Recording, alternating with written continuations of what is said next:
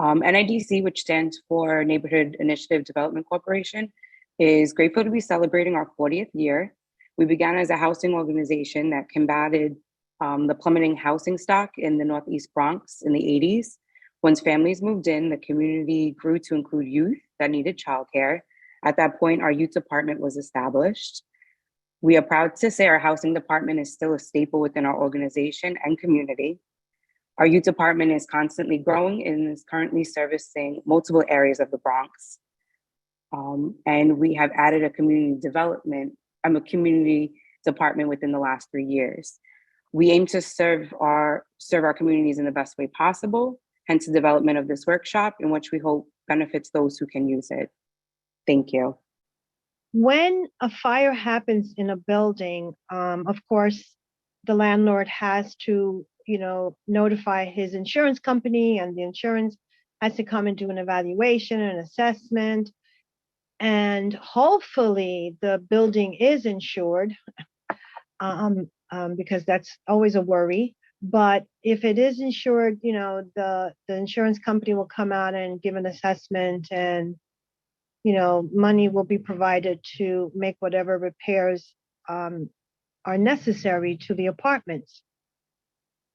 Just because you're displaced from an apartment due to a fire does not mean that you automatically lose your apartment.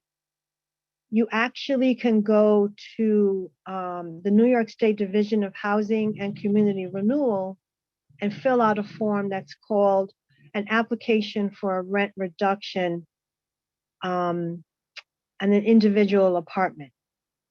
And what that does, and then the most important thing that you have to do on that application is right on the top is write fire in red letters if you can, and underline it, circle it, or whatever, and then fill out the form, because this lets the agency know that you're filling this out because you were a victim of a fire and you've been displaced. And what that does is it lets the city, not only lets the state know that, this is happening, but it secures your apartment.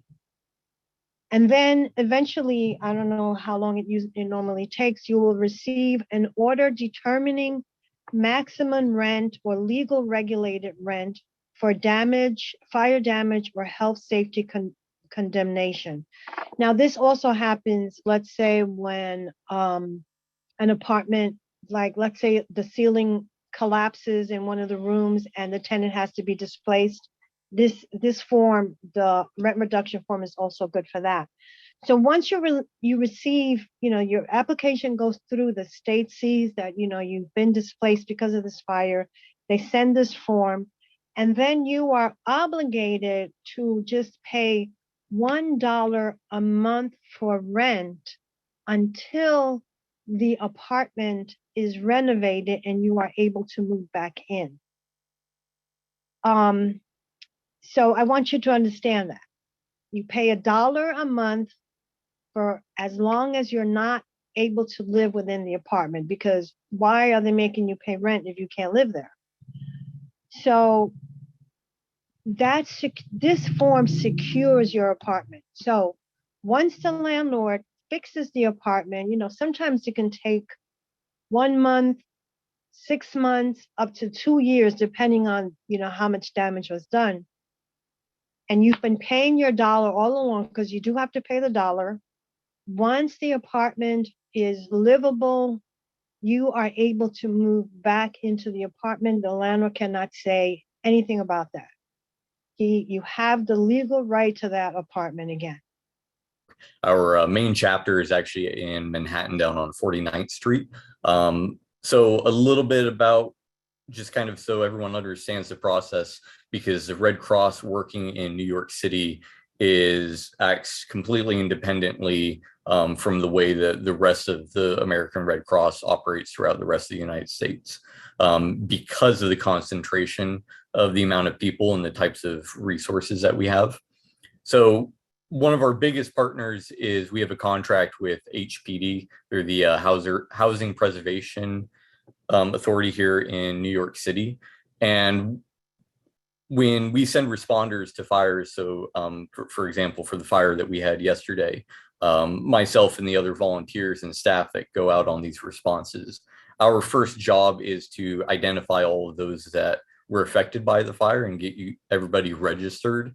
And then once everybody is registered, you are now a part of the Red Cross system as far as being able for us to be able to look you up nationwide.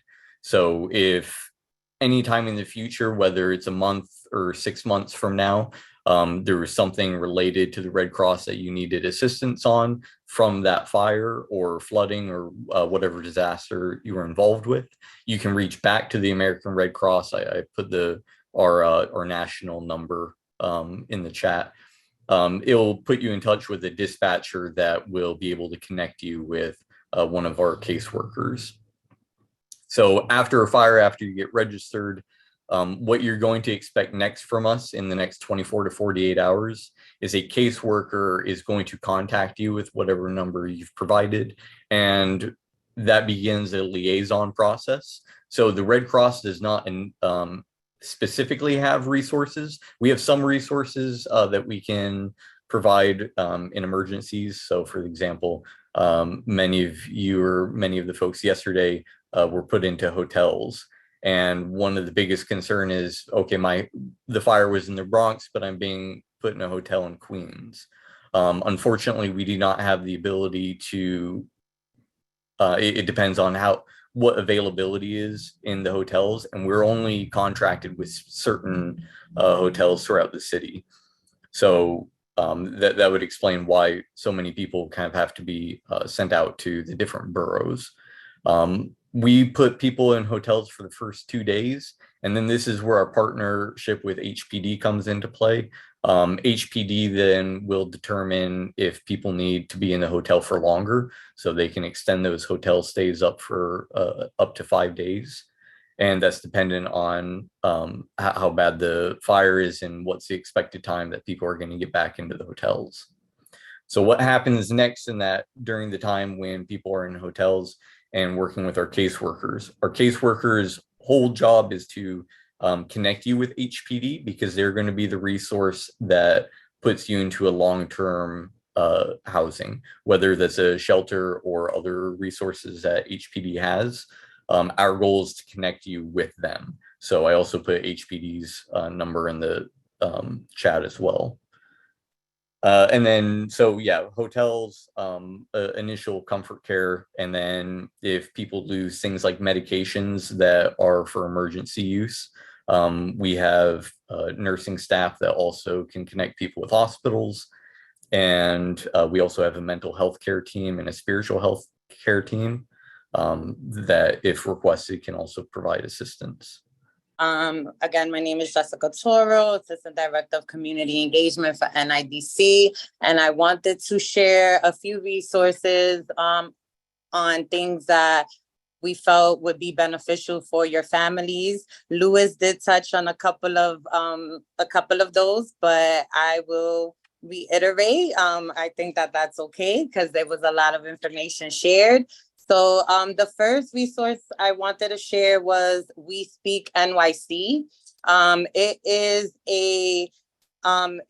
a free resource for all English language learners in New York City, not only immigrants, but anyone that would like to learn English or needs to learn English. So We Speak NYC offers that, and it's a free service, so that will be available on the resource guide.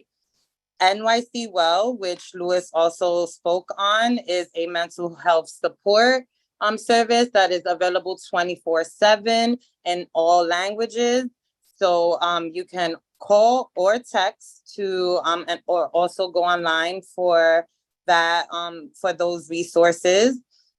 We have the New York Public Library, which a lot of people fail to remember for whatever reason. And I'm here to let you know that the NYPL has a lot of free programs and even courses that they offer. There's branches all throughout New York City.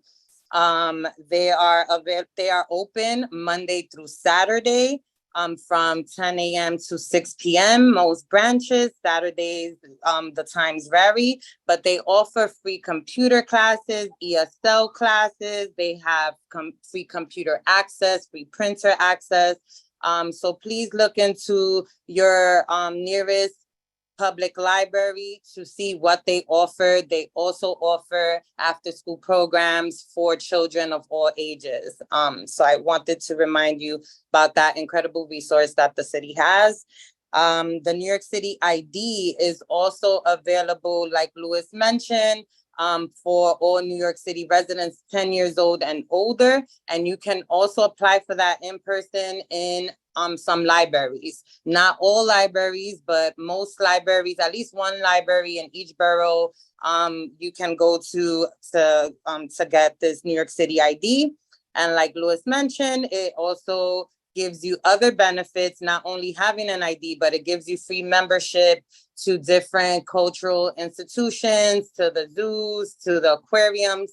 It gives you discounts on the gym memberships, and even discounts in some retail stores. So that is a great ID to have. My son definitely had a New York City ID once he turned 10 years old. And the last resource I wanted to share was a company called SafeLink, and they offer free cell phones and or tablets to individuals that receive like SNAP benefits and so on. But in these situations, they will be able to help you as well. You can apply online, or you can, they're pretty much in these high traffic areas throughout like every borough. You can find them close to like the HRA offices or train stations outside, but otherwise there is an online application that you can fill out and submit to receive a free cell phone or a free tablet. So those are the resources we wanted to let you know about today. I hope they will be helpful to you and your families. I'm the social worker here at NIDC, and there are resources for parents through our virtual and in-person workshops. There's also resources that in the fall, we will be working with PS 483 and any other impacted schools to do grieving circles for those impacted by the fire. We know that when you go through a fire, it's not only about the possessions that you lost, but there's different levels of loss. And so we will have those interactive and private circles to come together and process what has happened this summer. And our prayers and condolences go to everyone who is impacted. If you have any concerns around mental health or programming or support, as a parent or a guardian, or if you have any concerns for a young person in your life, you can be in touch with me at the contact information below and in the resource guide. But NIDC social work programming is really around making sure that all parents are the healthiest they can be, or all guardians or anyone in a young person's life, so that we can, raise the next generation in a healthy manner. But also, if you are impacted by the fire, please reach out to us. Please reach out to New York City Well, and please be in touch to get support. There's no shame in mental health support. There's no shame in counseling. And we do want to be here for you. So please reach out at the email and the phone number on the screen and in the resource guide. So our wonderful social worker, Only Love, compiled all the resources into the link that can be found in the chat. There are resources our resources include things that can assist migrants and undocumented individuals as well. So we made sure it was inclusive. Resource topics range from the housing application mentioned by Hazel to an array of migrant services like Moya's NYC ID or the public library's English learning courses, to the SNAP program or free cell phone service. We also will be sending that link via email to everyone who registered through Zoom. Note that if you are unable to register through Zoom, we do not have your email, However, you can still put it in the chat box. I will take it down and we can make sure we get this wonderful resource guide to you guys.